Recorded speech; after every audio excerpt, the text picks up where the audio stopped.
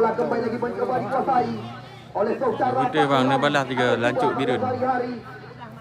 0-0 antara rekan-rekan. Ya berpindah sementara. Tap-tap rekan-rekan, tap-tap sidik.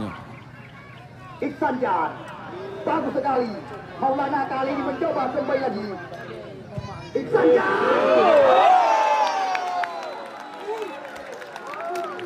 Gawat hai lu bang.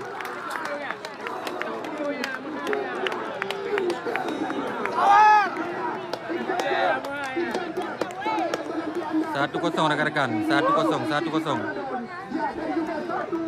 Sepatu Artus original. Nanti kamu pergi ke Anda Stad ya.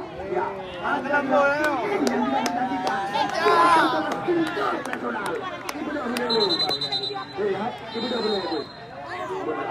Mai awak dah hidup pula.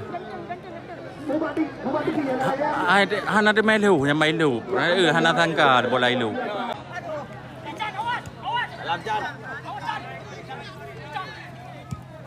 Ya kita lihat kembali lagi.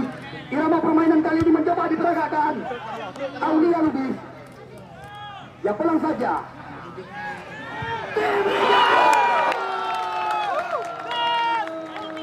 TM Reja rekan-rekan.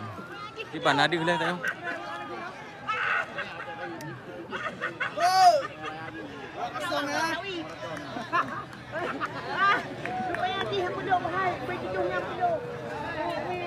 Ya kita lihat baru saja TM Reja Pratama mengadakan keunggulan sementara menjadi 2-0 untuk keunggulan Sidik FC. Kita lihat berawal dari satu kesalahan di jantung Lu gawat hai lu, bola Han ada tangka lu. Tengku Muhammad Reja Pratama, salah satu alumni PON Aceh di PON Papua, juga berhasil mencatatkan namanya di depan skor sementara sekali.